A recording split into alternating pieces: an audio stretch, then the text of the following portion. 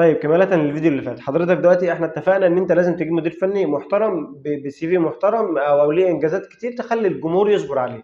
ليه؟ لان الجمهور يوم ما يتكلم وتيجي انت طالع تقول لهم يا جماعه والله ده انا اجيب لكم حد كلاس ايه، يعني حاجه اعلى ليفل، حاجه على الفرازه زي ما بيقولوا، فالجمهور غصب عنه هيسكت.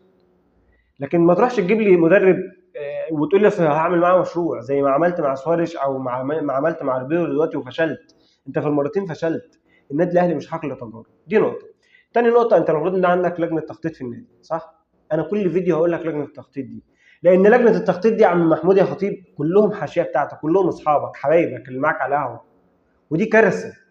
لجنه التخطيط في اي نادي في العالم دي وتكون حرفيا حاجه مقدسه كده، هي اللي تمشي النادي، هي اللي تقول لك تجيب ده تمشي ده، عايزين ده مش عايزين ده.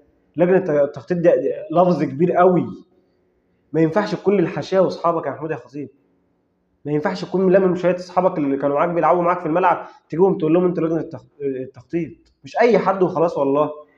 انت دلوقتي عندك لجنه تخطيط، صح؟ المفروض لجنه التخطيط دي وظيفتها ايه في النادي؟ ان انا دلوقتي ابقى عامل حسابي ان ممكن كارثه تحصل في نص الموسم، صح؟ في زي مثلا في برشلونه دلوقتي حصل ان عندهم حارس اتصاب، لا على طول نروح نجيب حارس اللي هو تير شتيجن اتصاب، رحنا جبنا خوان جارسيا. طب تشيلسي كان عندهم نيكولاس جاكسون كان رايح بايرن ميونخ، صح؟ لا اول ما ديلاب اتصاب ارجع يا عم الحاج على اول طياره. هي دي وظيفه لجنه التخطيط، ان انت اي كارثه تحصل تعرف تتصرف.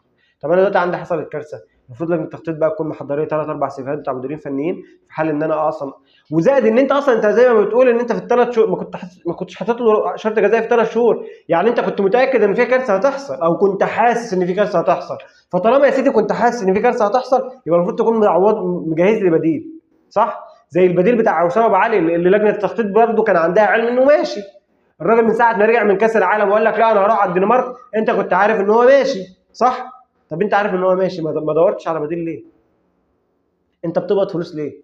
انت يا عم لجنه التخطيط قاعد في النادي بتعمل ايه؟ مش انت وظيفتك توفر لي بدايل؟ واحد مشي تجيب لي واحد مكانه. دلوقتي انت المفروض ان انت ما كنتش حاطط شرط جزائي، هعيدها تاني، انت مش حاطط شرط جزائي في العقد بتاع الراجل ده، معنى كده انك مش واثق ان الراجل ده مكمل معاك او مش واثق في مشروعه، يبقى المفروض تكون مجهز بديل. فين بقى البديل؟ انا اللي انا منتظره الفتره الجايه دي ان انت تكون محضر لي بديل، مش محضر لي تروح تتكلم مع علي ماهر وحسين البدري واسماء لا تصلح لقياده النادي الاهلي يعني. يا جدعان اتقوا الله، احنا مش حقل تجارب والله. النادي الاهلي مش صغير للهبل اللي انتوا بتعملوه ده. حسام بدري مين اللي تجيبوه؟ جاي يجي يعدم في اوضه اللبس، ده اكتر واحد بيكره النجوم، هتجيبوا الاوضه كلها نجوم؟ يا عم صباح الفل انت هو. انا منتظر دلوقتي ان لجنه التخطيط تجيب لي اسم كده هو اللي يمسك النادي الاهلي.